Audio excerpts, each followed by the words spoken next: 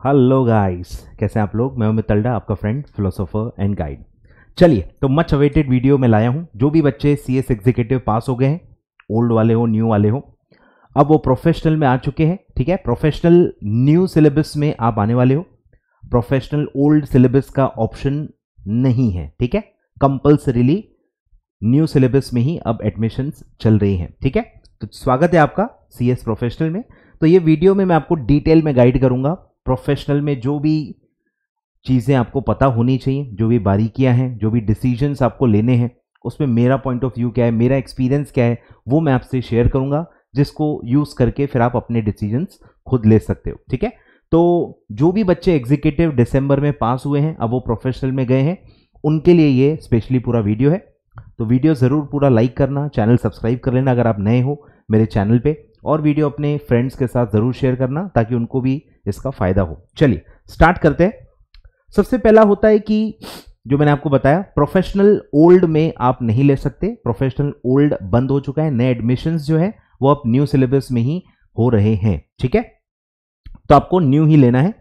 फिर है कि सर हमारा पहला एग्जाम कब आएगा। काफ़ी बच्चों को बहुत ज़्यादा उत्सुकता है कि उनको अभी जून 25 का ही एग्जाम सीएस प्रोफेशनल का देना है, तो आप नहीं दे सकते जून 25 का एग्जाम्स। ठीक है, तो जून 25 का जो लास्ट डेट होता है रजिस्ट्रेशन का फॉर बीइंग एलिजिबल, वो होता है 31 जनवरी, जो कि निकल चुका है। ठीक है, 31 जनवरी तक जो भी रजिस्टर करते हैं वो जून 25 एग्जाम्स दे सकते हैं, बट आप अभी नहीं दे पाओगे। ठीक है, तो अभी आप दिसंबर 25 दे सकते हैं। आपका जो पहला एलिजिबल एग्जाम है जो आप अपीयर कर सकते हैं, दैट इज दिसंबर 2025। क्लियर है। चलिए, फिर है कि रजिस्ट्रेशन डेट्स क्या हैं। पहले मैं आपको सब्जेक्ट्स थोड़े से बता देता हूं, सब्जेक्ट्स ओवरव्यू कर लेते हैं।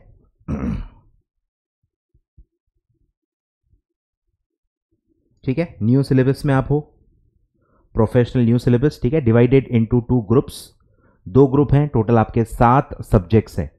ठीक है, 7 ही सब्जेक्ट्स हैं। एग्जीक्यूटिव न्यू में भी 7 ही सब्जेक्ट्स थे, प्रोफेशनल न्यू में भी 7 सब्जेक्ट ही रखे गए हैं।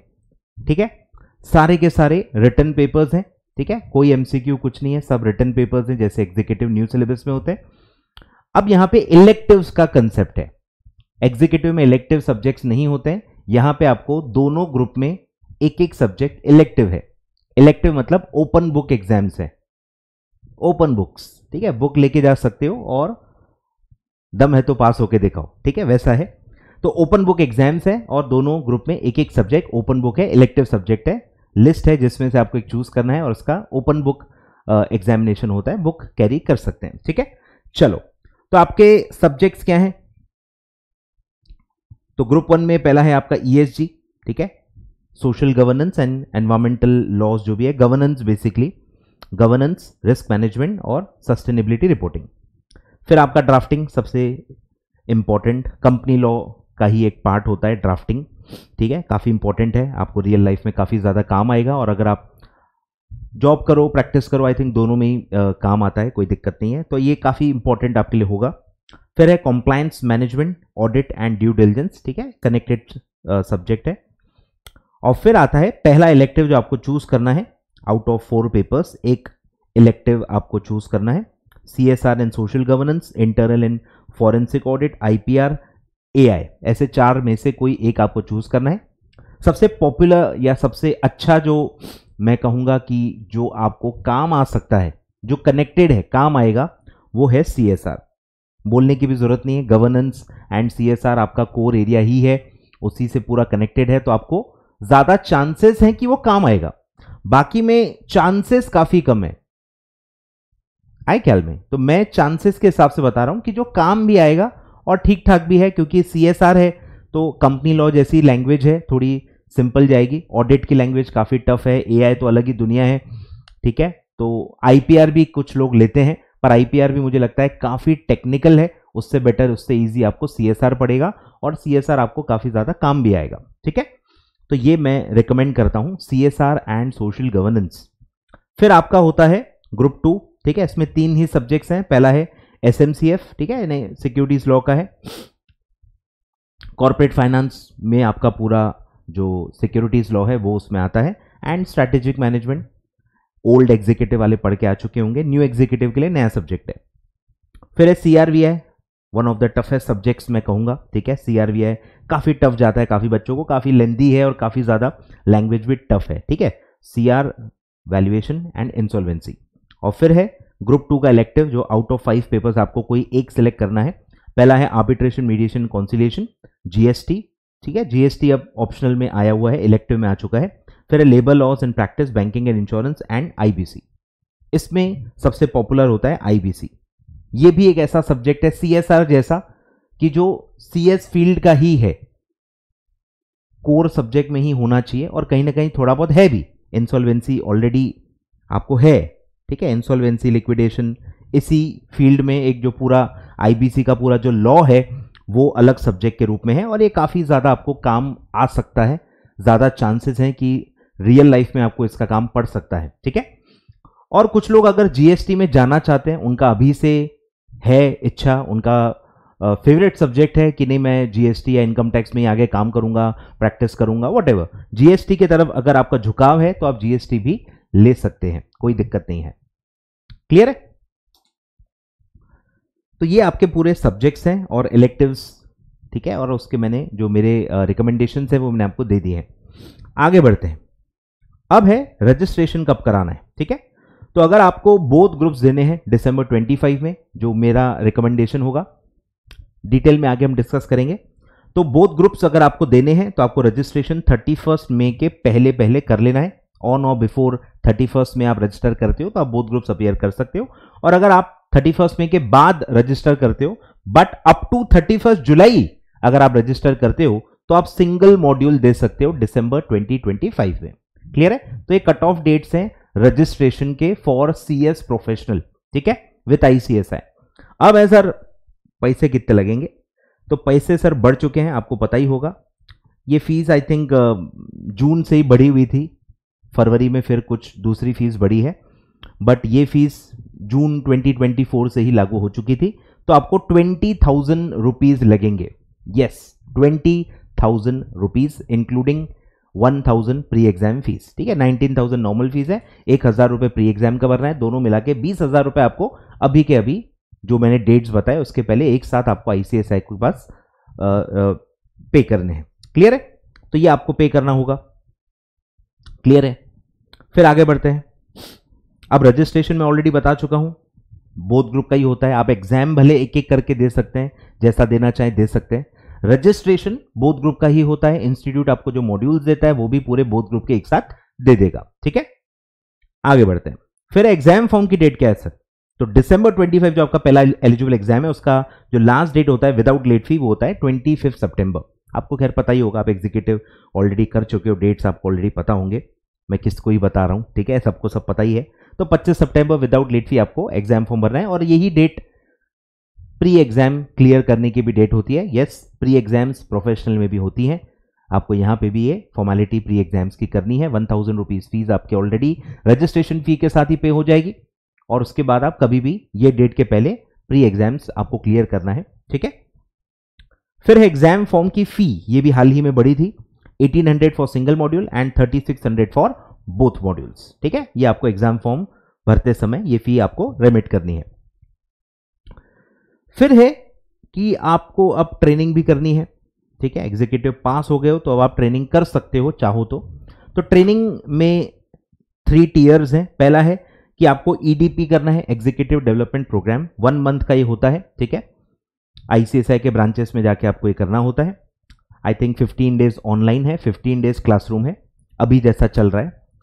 फिर लॉन्ग टर्म ट्रेनिंग जो आपको करनी होती है, जो मेन ट्रेनिंग होती है, आर्टिकलशिप जो भी आप कहो, वो होती है आपकी 21 मंथ्स, ठीक है। जो आपको या तो आप प्रैक्टिसिंग कंपनी सेक्रेटरी या firm of practising company secretaries के अंडर में आप काम कर सकते हो, या फिर आप कंपनी में जो CS जॉब कर रहा है उसके अंडर में भी आप कर सकते हो, ठीक है। तो आपके पास बहुत सारा चॉइस होता है, आप अपने हिसाब से ट्रेनिंग कर सकते हैं और 21 मंथ्स आपको ट्रेनिंग करना है। क्लियर है? और फिर एक लास्ट में CLDP होता है, कॉर्पोरेट लीडरशिप डेवलपमेंट प्रोग्राम, जो अभी 30 डेज का चल रहा है। ये भी 15 डेज आई थिंक ऑनलाइन होता है और 15 डेज क्लासरूम होता है। ICSI के आई थिंक कोई तो एक ब्रांच में जाके वो आपको करना होता है, ठीक है। तो ऐसा आपका 23 मंथ्स का, लगभग 2 साल का पूरा ट्रेनिंग स्ट्रक्चर है, ट्रेनिंग प्रोग्राम है। ठीक है, क्लियर है क्या? अब इसमें आपके पास चॉइस होती है कि आप अभी एग्जीक्यूटिव के बाद तुरंत स्टार्ट कर सकते हैं, या आप चाहो तो यही चीज प्रोफेशनल के बाद भी आप कर सकते हो, लेकिन उतनी ही करनी पड़ेगी। यानी ये 23 मंथ्स ही रहेंगे। एग्जीक्यूटिव के बाद करोगे तो भी 23 ही लगेंगे, और प्रोफेशनल के बाद करते हो तो भी 23 मंथ्स ही करने पड़ेंगे। तो ये बहुत क्लियर रखो। ठीक है, तो आपके पास चॉइस है, आपको जैसा करना है आप कर सकते हैं। बाद में हम थोड़ा और डिस्कस करेंगे, अभी मैं आपको सब इंफॉर्मेशन दे देता हूं, फिर डिस्कशन हम थोड़ा सा बाद में करेंगे। ठीक है, चलो फिर है कि जो सबसे बड़ा सवाल आपके मन में अभी होगा कि सर आफ्टर एग्जीक्यूटिव और आफ्टर प्रोफेशनल चॉइस है आपके पास। ठीक है, चॉइस क्यों है? क्योंकि प्रोफेशनल का जो एग्जाम होता है उसकी जो एलिजिबिलिटी होती है उसमें ट्रेनिंग रिक्वायर्ड नहीं है। मतलब आप बिना ट्रेनिंग के भी सीएस प्रोफेशनल का एग्जाम दे सकते हैं। इसका ही मतलब होता है कि आप ट्रेनिंग अभी भी कर सकते हो, आप चाहो तो बाद में भी कर सकते हो। आ रहा है ख्याल में? क्योंकि सीएस प्रोफेशनल की जो एग्जाम है उसके लिए ट्रेनिंग रिक्वायर्ड नहीं होती है। ठीक है, इसलिए फ्लेक्सिबिलिटी आपको मिलती है। अब ट्रेनिंग के बारे में कुछ फैक्ट्स आपको पता होने चाहिए। ठीक है, जो आपको अलग अलग सोर्सेज से पता चलेगा, आपके फ्रेंड्स, आपके सीनियर्स, या आपने भी अगर पहले कभी जॉब किया है, काम किया है, तो आपको भी काफी चीजें पता होगी। ठीक है, कि ट्रेनिंग जो है या काम जो है वो टाइम देख के नहीं होता। ठीक है, आप जो काम करने जाओगे, आप ट्रेनिंग करोगे, कंपनी में करोगे या पीसीएस में करोगे, कहीं भी करोगे, टाइम बहुत ज्यादा रिक्वायर्ड होता है, फुल टाइम काम होता है। बोलने के लिए वो ट्रेनिंग है, कुछ number of hours per week का एक रिक्वायरमेंट होता है। पर जब आप काम करने जाते हो you have to be open, तभी आपको काम सीखने को मिलता है और तभी आपको काम दिया जाता है। तो इसीलिए टाइम का ही एक बड़ा इशू होता है कि आपको टाइम बहुत ज़्यादा देना पड़ता है, you have to be open. और उसके वजह से क्या होता है, पढ़ाई पे थोड़ा इम्पैक्ट आता ही आता है, क्योंकि आप पूरा दिन काम कर रहे हो, ट्रैवल कर रहे हो, तो आप थक जाते हो, टाइम नहीं मिल पाता है। अगर आप मेट्रो सिटीज़ में हो, बड़े सिटीज़ में, और बहुत ज़्यादा ट्रैवलिंग भी इन्वॉल्व है, तो फिर आपको काफ़ी दिक्कत हो सकती है। ठीक है, तो इसका इम्पैक्ट सीधा सीधा आपके पढ़ाई पे होगा, इसलिए ये डिसीजन काफ़ी इंपॉर्टेंट है। इतना आसान डिसीजन नहीं है ये। ठीक है, तो अगर आप अभी आफ्टर एग्जीक्यूटिव स्टार्ट करते हो तो आपको अभी पहले ईडीपी करना पड़ेगा। ईडीपी करने के बाद फिर आपको लॉन्ग टर्म ट्रेनिंग स्टार्ट करनी होगी, उसको ढूंढने में भी टाइम लगता है। सब रियलिस्टिक बातें मैं बता रहा हूं आपको। ईडीपी भी आपके नियरेस्ट ब्रांच में कब शेड्यूल्ड है वो आपको देखना पड़ेगा। ऑनलाइन तो चलो आपको शायद मिल जाएगी जल्दी, बट क्लासरूम वाली आपको देखना पड़ेगा। तो हर चीज में थोड़ा थोड़ा टाइम लगता है। ठीक है, बीच में गैप आएगी, तो आप ईडीपी करोगे, फिर आप ट्रेनिंग ढूंढोगे, उसमें थोड़ा बहुत टाइम लगेगा, फिर आप ट्रेनिंग करोगे, फिर उसके बाद आप सीएलडीपी करोगे। मतलब वो 2 साल या 2.5 साल तक आप इसको मान के चलो कि लग सकता है। ठीक है, तो ये पूरा हो गया।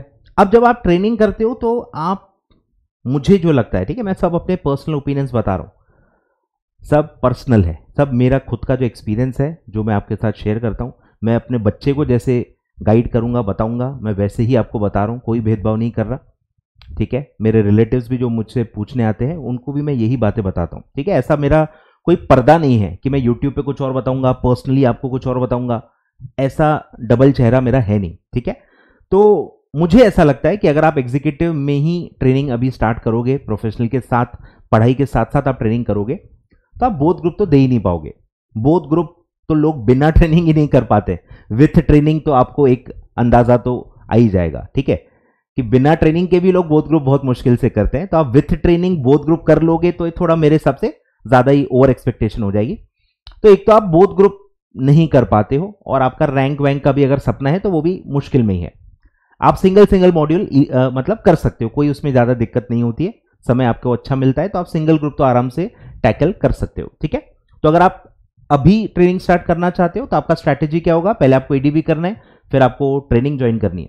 अभी 2 ही काम आपको करने हैं, और फिर साइड बाय साइड आपको जो एक सिंगल ग्रुप आप करना चाहते हो, ग्रुप 1 या ग्रुप 2 जो भी आप करना चाहो, तो वो आपको उसका क्लासेस करके पढ़ाई स्टार्ट कर देनी है। तो ये अप्रोच होगी फॉर दोस्त जिनको अभी ही ट्रेनिंग स्टार्ट करनी है।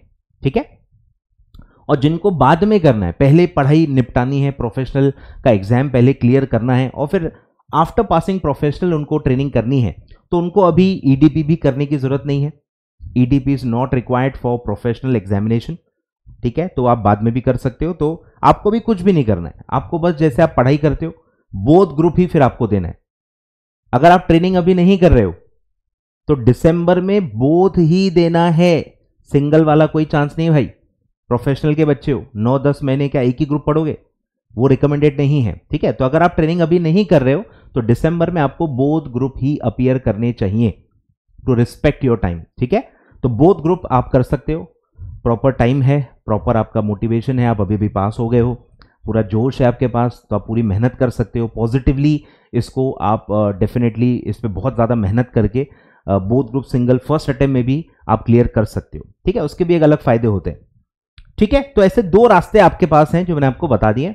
मेरा जो रिकमेंडेशन होता है वो हमेशा आफ्टर प्रोफेशनल ट्रेनिंग का होता है, ठीक है, क्योंकि मैंने आफ्टर एग्जीक्यूटिव जितने भी लोगों ने किया है या जो भी लोग पढ़ाई और ट्रेनिंग या जॉब साथ में करते हैं, या आप किसी से भी फीडबैक ले सकते हो, वो सब परेशानी होते हैं, ना वो ट्रेनिंग कर पाते हैं, ना फोकस नहीं कर पाते, वो फ्रस्ट्रेट हो जाते हैं, रोज रोज का प्रॉब्लम, थकान, ब्रेक नहीं मिल पाता है, आप अपने हिसाब से चीज़ें नहीं कर पाते हो, काम आपके हाथ में कंट्रोल में नहीं होता है और आप इतना थक जाते हो कि फिर आपसे पढ़ाई होती नहीं है। तो ये मैंने बहुत ज़्यादा देखा है, खुद मैंने भी, हमारा जो सीए कोर्स है, मैं खुद चार्टर्ड अकाउंटेंट हूँ, तो सीए में हमारा तो कंपल्सरी होता है कि आपको ट्रेनिंग और जॉब पढ़ाई साथ में ही करनी होती है और अच्छा खासा गैप हमको मिलता है उसमें। तो मैंने तो ये किया हुआ है, जिया हुआ है इसको, ठीक है। तो हमारे पास चॉइस नहीं थी तो हम तो जैसे तैसे करते थे, बट आपको चॉइस है तो मुझे लगता है इसका फायदा आपको लेना चाहिए कि आप पढ़ाई अलग से करो, तो पढ़ाई बहुत अच्छे से होती है। फर्स्ट अटेम्प्ट में भी आप पास हो सकते हो बोथ ग्रुप, तो आपका रेज्यूमे बहुत स्ट्रांग हो जाता है और आपका एक फोकस रहता है। अभी क्या है ना, बच्चा फोकस नहीं है, ऑलरेडी सोशल मीडिया और इतनी सारी चीजें हैं, बच्चा वैसे भी फोकस नहीं कर पा रहा है, तो दोनों चीजें बहुत कम लोग ही कर पाते हैं, ठीक है। करते हैं लोग, एक्सेप्शंस आर ऑलवेज देयर, ये मेरी गोल्डन लाइन है, एक्सेप्शंस हमेशा होते हैं। मैं खुद एक एक्सेप्शन हूं, मैं भी सीए फर्स्ट अटेम्प्ट में 21 ईयर की एज में बना हूं, तो मैं भी अपने आप को जनरलाइज नहीं करूंगा, मैं भी वन ऑफ द एक्सेप्शन ही हूं। ऑल इंडिया रैंक भी आया था मेरा सीए इंटर में, तो सबका नहीं आता, ठीक है। ला सकते हो, पोटेंशियल सब में होता है, अगर वो हार्डवर्क करें, प्रायोरिटी दें और सेक्रीफाइसेस करने के लिए रेडी हैं तो ला कोई भी सकता है। पर आज की डेट में कितने लोग क्या सेक्रीफाइस कर सकते हैं, ये बहुत बड़ा सवाल है, ठीक है। तो मुझे लगता है प्रोफेशनल के बाद आपको करना चाहिए, अभी आप अच्छे से अपनी पढ़ाई पे फोकस करें, आपका एक रिदम बना हुआ है, आप अच्छे से बोथ ग्रुप अपीयर कर सकते हो, रैंक वैंक का भी टारगेट रख सकते हो, और अगर आपका क्लियर हो जाता है तो आप बढ़िया फिर ट्रेनिंग स्टार्ट कर सकते हो। आफ्टर प्रोफेशनल ट्रेनिंग स्टार्ट करने के भी बहुत अच्छे फायदे हैं, आपको स्टाइपेंड बहुत अच्छा मिलता है, आपको पूरा नॉलेज होता है, आपको काम करने में बहुत मजा आएगा और आपको बैगेज नहीं होगा कि आपको एग्जाम देनी है, पास करना है, ठीक है। तो आपका जो ट्रेनर है वो भी आपसे खुश होता है कि चलो ये बार बार छुट्टी नहीं मांगेगा, क्योंकि ये भी बहुत बड़ा इशू है, ये भी बहुत बड़ा इशू है। बार बार अगर आप अटेम्प्ट्स दे रहे हो, जैसे आफ्टर एग्जीक्यूटिव जो भी लोग करते हैं, हर 6 महीने वो छुट्टी लेते हैं, तो वो भी एक ट्रेनर के लिए थोड़ा सा इशू हो जाता है कि यार इसके एग्जाम्स हैं, फिर अभी 1 महीना छुट्टी मांगेगा, फिर 15-20 दिन का एग्जाम चलेगा, फिर वो यानी 1-1.5 महीना आराम से वो खराब हो जाता है, वो छुट्टी आप लेते हो और फिर जो काम या जो ड्यू डेट्स आती हैं वो उसी वक्त आती हैं, तो ट्रेनर को भी ये थोड़ा बहुत इशू होता है, ठीक है। तो आई थिंक इस पर जितना डिस्कशन करें कम ही है, ठीक है। तो मेरा आपको ये रिकमेंडेशन होगा, कोई भी चीज क्लियर कट नहीं है, मैं नहीं कह रहा जो मैं कह रहा हूं 100% सही है या वही है, सब सही है। आपका माइंडसेट कैसा है, आपका माइंडसेट कैसा है, आप क्या चीज के लिए तैयार हो, उसके ऊपर डिपेंड करता है। अगर आप बहुत रफ एंड टफ हो, आप रफ एंड टफ हो, लगातार 21 मंथ्स अगर आप ट्रेनिंग कर सकते हो, पढ़ाई कर सकते हो, तो आप करो, समझ रहे हो। आपको अपने आप को पहचानना है, रिक्वायरमेंट्स को समझना है, और अगर आप वो रिक्वायरमेंट्स पूरा कर सकते हो तो आपको करना चाहिए। मैं एक एवरेज बच्चे के हिसाब से बता रहा हूं, ठीक है। चलो, फिर एक और ये भी आता है कि सर कहां से करें, पीसीएस या कंपनी। अब इसमें भी बहुत सारे फैक्टर्स होते हैं, ठीक है। सबसे बड़ा होता है कि आपकी फाइनेंशियल नीड्स क्या है, क्योंकि उससे पूरा बदल जाता है। अगर आप फाइनेंशियली स्ट्रांग नहीं हो और आपको पैसे की जरूरत है, आप ही को कमाना है, आप ही को अपनी पढ़ाई का या रहने का खर्चा आपको निकालना है, अगर वो मतलब सबसे बड़ा पॉइंट वही है आपकी जिंदगी में, जो कि काफी लोगों के जिंदगी में होता है, तो क्लियर चॉइस है कंपनी। क्योंकि वो लेवल का स्टाइपेंड कंपनी ही आपको दे सकती है। पीसीएस में मिनिमम जो 5,000 रुपए का स्टाइपेंड होता है, या 6-7 हज़ार, 8,000, 10,000, उससे ज़्यादा आपको स्टाइपेंड पीसीएस में आप एक्सपेक्ट नहीं कर सकते, और कुछ बचता नहीं है। अगर आपको पैसे बचाने हैं, आप कोई और सिटी में रीलोकेट करने वाले हो और आपको थोड़ा बहुत पैसा भी सेव करना है, तो पीसीएस में वो पॉसिबल नहीं हो पाएगा। तो आपको कंपनी ही ज्वाइन करनी पड़ेगी। कंपनी में ही आपका प्रॉपर जो भी है खर्चा निकल जाएगा, थोड़ा बहुत आप सेव भी कर पाओगे। ठीक है, तो क्लियर चॉइस हो जाती है सीधे सीधे। बट अगर फाइनेंशियल कंस्ट्रेंट नहीं है, फाइनेंशियल कंस्ट्रेंट नहीं है और आपकी सिटी अच्छी है, आप एक या अच्छी सिटी में आप रीलोकेट कर सकते हो, तो मैं पीसीएस भी रिकमेंड करता हूं, क्योंकि पीसीएस में आपको वैरायटी मिलेगी। अगर आप एक अच्छी बड़ी फर्म में जाते हो, ठीक है, लॉ फर्म में आप जाते हो, या प्रैक्टिसिंग जो इंडिविजुअल प्रोप्राइटरशिप कोई होगा, पीसीएस होगा, उनके अंडर भी कर सकते हो। अगर उनके पास अच्छा number of years of experience है, अच्छा डिस्ट्रीब्यूटेड काम है, तो वहां पे भी आप कर सकते हो। ठीक है, तो आपको वैरायटी मिलेगी। अलग अलग जितने भी लॉज हैं, जो भी अलग अलग टाइप के कॉम्प्लायंसेज हैं, वो आपको करने को मिलेंगे। अलग अलग कंपनी के काम करने को मिलेंगे। वो वैरायटी कंपनी में नहीं मिलती। कंपनी में आपको सिर्फ उसी कंपनी या उसके जो भी सिस्टर कंसर्न्स होंगे, सब्सिडरीज होंगी, होल्डिंग कंपनी होंगी, उन्हीं का जो भी लिमिटेड काम है वो आपको मिलेगा। बट यस, कंपनी बड़ी है, अगर लिस्टेड कंपनी है, बड़ी कंपनी है, तो वो भी, इसका भी एक अलग इंपॉर्टेंस होता है। वो एक लेवल, एक बर्डन आप संभाल चुके हो, तो उसका भी एक बहुत अलग सिग्निफिकेंस होता है। ठीक है, दोनों के अपने अपने प्लस पॉइंट्स हैं। क्योंकि अभी आप स्टूडेंट हो, आप सीख रहे हो, आपको अभी नहीं पता कि आपको क्या करना है, कौन सी फील्ड में जाना है, कहाँ स्पेशलाइज करना है। आप एक्सप्लोर करने की इसमें हो, उम्र में हो कि मुझे ये भी करना है, वो भी करना है। हर लॉ जो मैं पढ़ रहा हूँ उसका कॉम्प्लायंस मुझे सीखना है। वैरायटी अगर आपको चाहिए तो वो आपको पीसीएस में ज्यादा पॉसिबिलिटी है कि मिलेगी।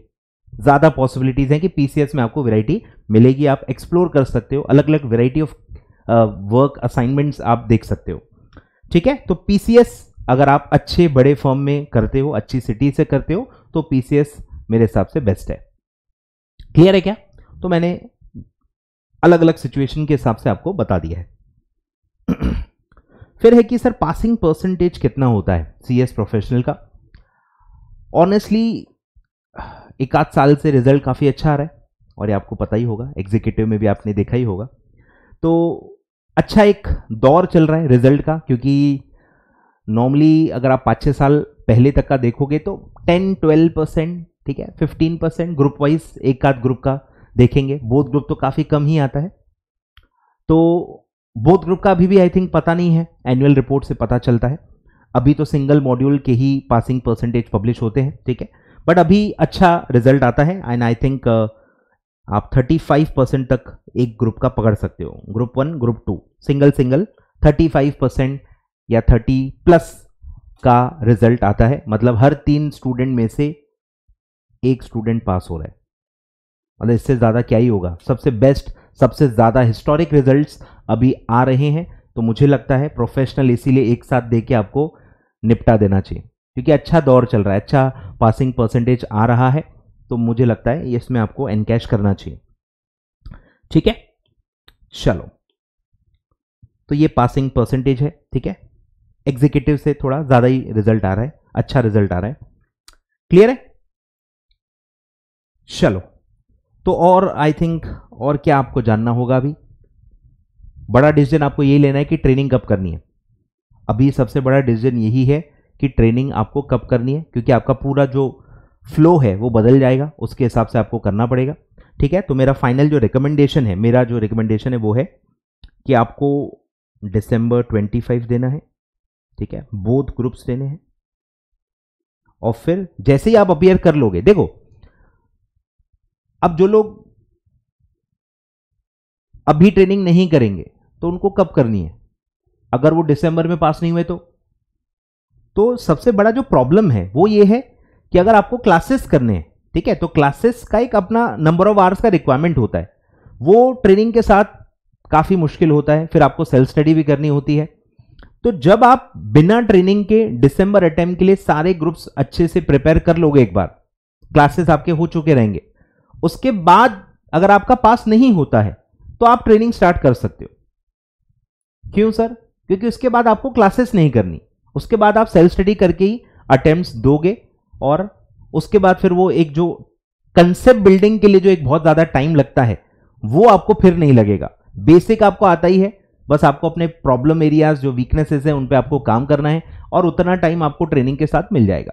तो मेरा ऐसा रिकमेंडेशन है कि दिसंबर 25 बोथ आप अपीयर करो विदाउट ट्रेनिंग, ठीक है। और फिर जैसे ही आप एग्जाम्स दे दोगे जनवरी 26 से आप ट्रेनिंग स्ट्रक्चर में आ जाओ, मतलब ईडीपी वगैरह कर लो और ट्रेनिंग ढूंढना स्टार्ट कर दो, ठीक है। ट्रेनिंग आप स्टार्ट कर दो जनवरी 26 से ही, without waiting for results. I repeat, without waiting for results आपको ट्रेनिंग स्टार्ट कर देनी है। इससे आपका ज्यादा लॉस भी नहीं होगा, आए ख्याल में, क्योंकि काफी बच्चे फिर वेट करते हैं, फिर वो और कंफ्यूज हो जाते हैं, फिर 2-3 महीने 5 महीने 6 महीने और खराब हो जाते हैं। जनवरी के बाद फिर वेट करने की जरूरत नहीं है, ठीक है। Irrespective of results you have to start your training and save your time, ठीक है। तो ये मेरा रिकमेंडेशन होगा। जरूरी नहीं है कि ये आपको पसंद आएगा, ठीक है। मैं आपके पसंद के लिए ये सब वीडियोस नहीं बना रहा हूं, ठीक है। करियर का सवाल है, ठीक है, जीने मरने का सवाल है, बहुत बड़ा इशू होता है। किसी को क्या लगता है मुझे फर्क नहीं पड़ता, ठीक है। मैं किसी का करियर खराब ना करूं, ठीक है, ये मेरा बहुत बड़ा कंसर्न होता है जिंदगी में। तो मैं जो मेरे फर्म बिलीव्स हैं मैं उनके हिसाब से ही गाइड करता हूं। जैसे मैं बता रहा हूं, मैं अपने रिलेटिव्स बच्चे को जैसे गाइड करूंगा उसी हिसाब से ही मैं उसी सीरियसनेस से मैं सबको गाइड करता हूं, ठीक है। तो ये मेरे हिसाब से है। अदर ऑप्शंस बहुत हैं, ठीक है, जैसे आपकी सोच है, जैसे आपके एफर्ट्स हैं, जो जिंदगी आपने बिताई है, ठीक है, सबका अलग अलग होता है, ठीक है। एक्सपीरियंसेस जैसे आपके होंगे उसके हिसाब से आप अपने डिसीजंस ले सकते हो। मैंने काफी जगह क्या क्या रिक्वायरमेंट्स होती है वो आपको बता दी है ताकि आप अपना डिसीजन खुद ले सको, ठीक है। चलो, तो आई थिंक मैंने सारी चीजें कवर कर ली हैं, सब्जेक्ट्स आपको बता दिए हैं। पासिंग क्राइटेरिया नॉर्मल ही है, हर सब्जेक्ट में individually 40 marks and group wise 50% marks आपको लगेंगे। ग्रुप 1 में 4 सब्जेक्ट्स हैं, 400 मार्क्स का ग्रुप होता है, तो 400 में से सब मिला के 200 और अबव आपको होने चाहिए एग्रीगेट पासिंग, एंड इंडिविजुअली सब में 40 होनी चाहिए। और ग्रुप 2 में 3 सब्जेक्ट हैं, 300 मार्क्स हैं, तो उसका 50% यानी 150 मार्क्स आपको लेने हैं। नॉर्मल पासिंग क्राइटेरिया जैसा होता है, ठीक है। फीस आपको बता दी, एग्जाम फॉर्म की डेट्स बता दी, प्री एग्जाम के बारे में आपको बता दिया है, registration fees, registration dates, elective subjects का चॉइस मेरे हिसाब से, ट्रेनिंग कब करनी चाहिए, कहां करनी चाहिए, और पासिंग कितना आ रहा है, ठीक है। आई थिंक मेजर चीजें मैंने इसमें अच्छे से डिटेल में कवर कर ली है। कुछ और इसके अलावा आपके मन में सवाल होगा जो मैंने कवर नहीं किया है, आप डेफिनेटली कमेंट बॉक्स में पूछ सकते हैं, I will be happy to answer. चलिए, थैंक यू सो मच। यहां तक अगर आप देख चुके हो वीडियो, चैनल सब्सक्राइब जरूर करना, वीडियो लाइक जरूर करना। Thank you so much.